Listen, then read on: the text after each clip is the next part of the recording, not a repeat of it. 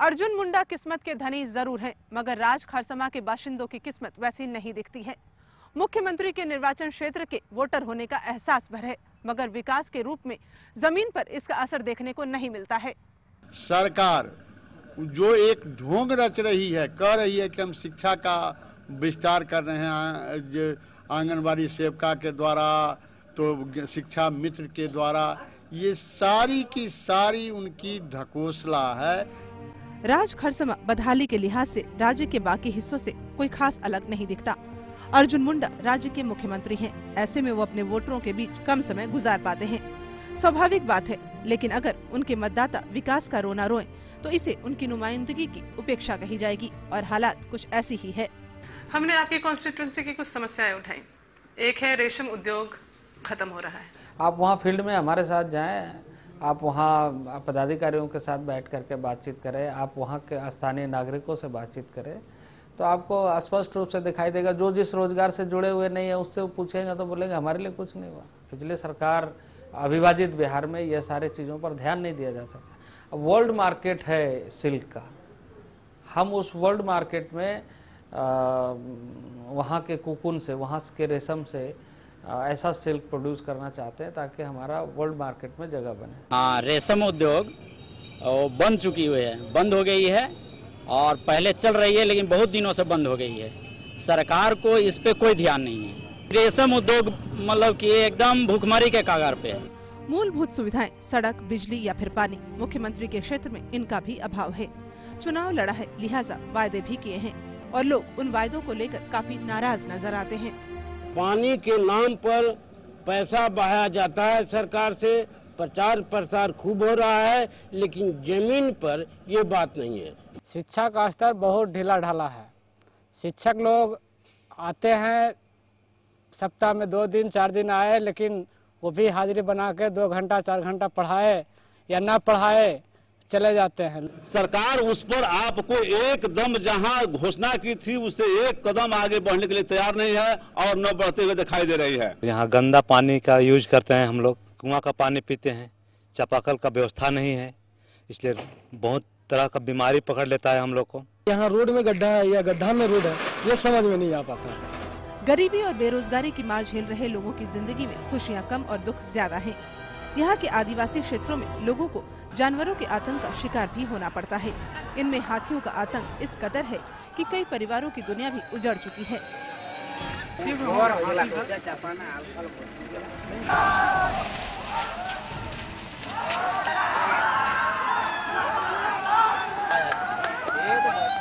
सरकार की ओर से लोगों को इस मुसीबत से उबारने के तमाम वादे किए जाते हैं, लेकिन अब तक कोई ठोस हल नहीं निकाला है।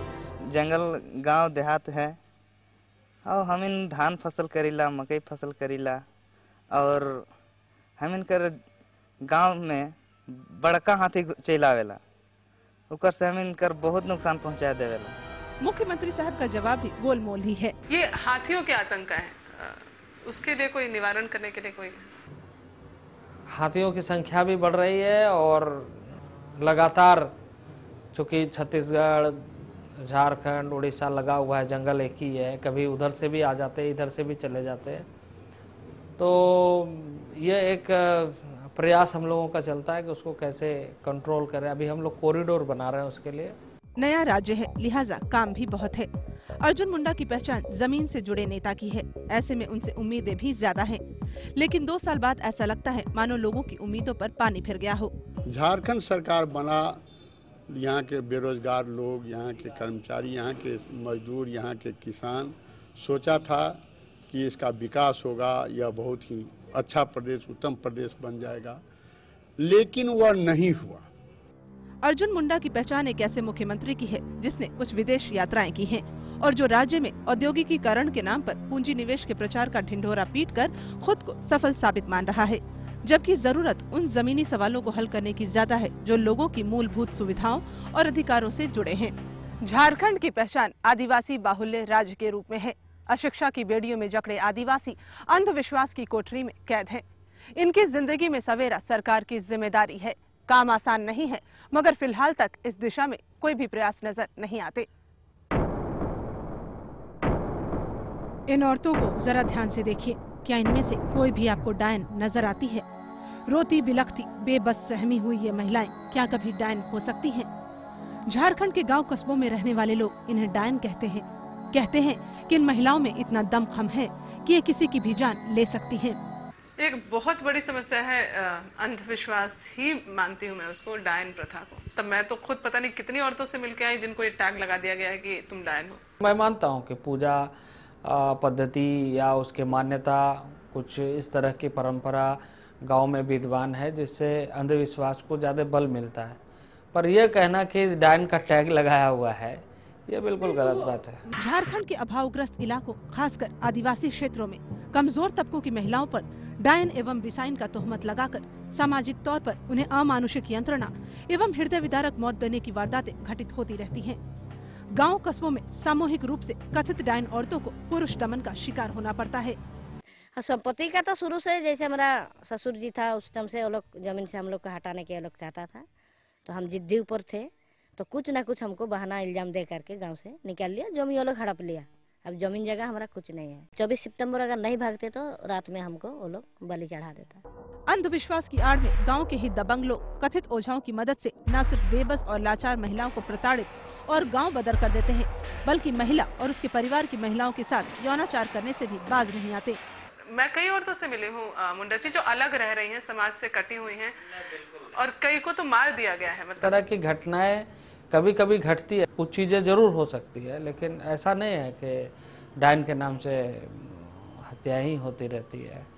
वो कुछ प्रॉपर्टी के नाम से, कुछ संपत्ति के नाम से, इस तरीके से कुछ घटनाएं घटती है।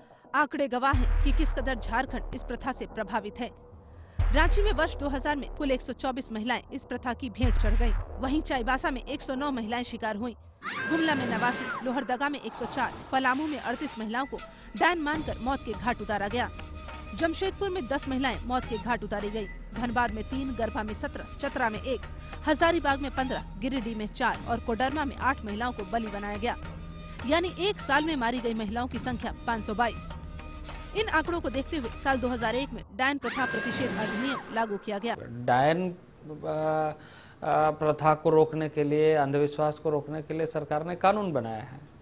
जब राज्य बना उसके बाद ही हम लोगों ने कानून बनाया कि इसको कैसे रोके जाए। इस अधिनियम के तहत पकड़ा गया वो व्यक्ति जो किसी अन्य व्यक्ति को डायन करार देता है, उसे अधिकतम 3 माह की सजा या 1000 रुपए जुर्माना अथवा दोनों के प्रावधान है। जबकि डायन के नाम पर महिला को शारीरिक या मानसिक स्तर पर प्रताड़ित करने वाले को 6 माह की कैद अथवा 2000 रुपए बतौर जुर्माना भरने होंगे।